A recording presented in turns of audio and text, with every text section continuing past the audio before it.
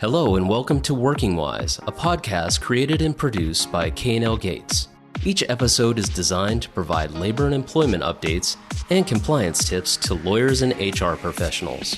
We hope you enjoy this podcast. My name is Bryan Cantrell, and I am counsel in the Newark, New Jersey office of the firm's Labor, Employment, and Workplace Safety Practice Area. In this podcast, I will discuss new vaccine mandate requirements announced by the White House, which will soon require all employers with 100 or more employees, as well as many federal contractors with fewer than 100 employees, to implement policies mandating employee vaccination or weekly negative testing for the virus that causes COVID-19.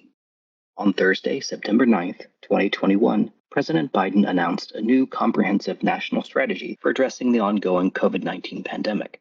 This podcast will focus on the first element of the six-pronged national strategy, titled Vaccinating the Unvaccinated, which imposes significant new obligations on employers in order to increase the vaccination rate of the American workforce.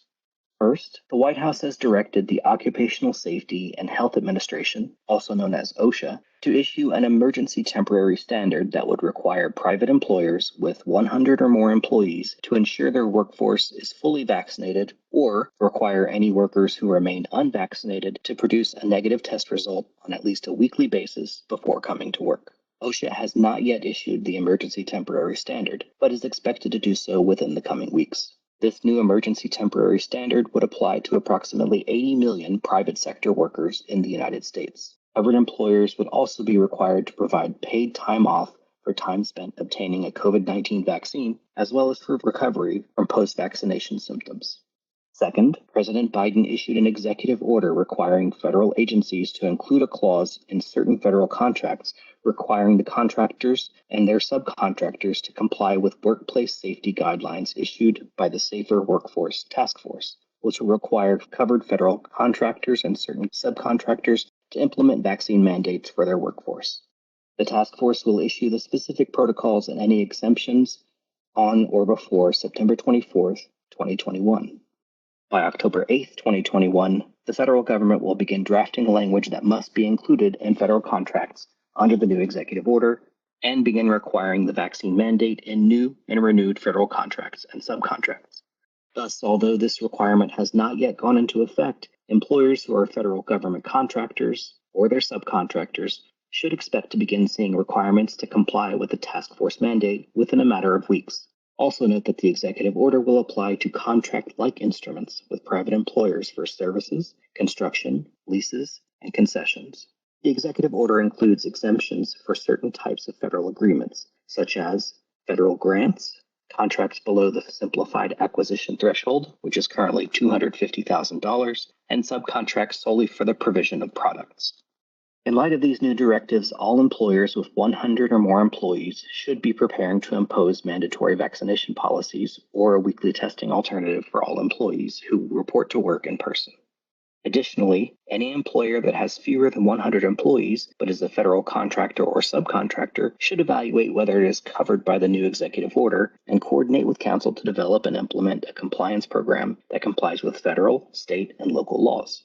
Unionized employers should also be aware that these directives may impact their obligations under collective bargaining agreements and also consider whether a vaccine program would be a mandatory subject of bargaining. Finally, employers must continue to address employee and applicant requests for a reasonable accommodation under the Americans with Disabilities Act for medical conditions incompatible with vaccination and under Title VII of the Civil Rights Act for religious objections. The reasonable accommodation obligations under the ADA and Title VII are different, and employers face different limitations for seeking substantiation of a disability-based request for a reasonable accommodation versus a request based on a sincerely held religious belief.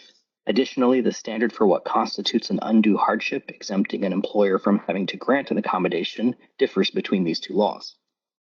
Employers should also consider whether any state or local law applies different obligations or standards for considering granting reasonable accommodations to employees who object to being required to receive the vaccine. The K&L Gates Labor, Employment, and Workplace Safety Group can assist in all aspects of mandatory vaccination program, including determining coverage under the various directives and proposed regulatory actions, addressing compliance with federal and state laws, developing COVID-19 safety policies and procedures, and crafting communications to employees and contractors. Additionally, our government contracts and Office of Federal Contract Compliance programs, also known as OFCCP practices, can help federal government contractors and their subcontractors understand the new obligations and risks that will emerge as a result of this latest action by the White House related to COVID-19. Thank you for taking time to listen to this podcast. We will be happy to assist you with any questions you may have. Thanks again for listening to Working Wise. New episodes are available for download through iTunes, Google Play, and other podcast applications. If you have any topics you would like to hear about on the next Working Wise podcast, please send them to workingwise@klgates.com.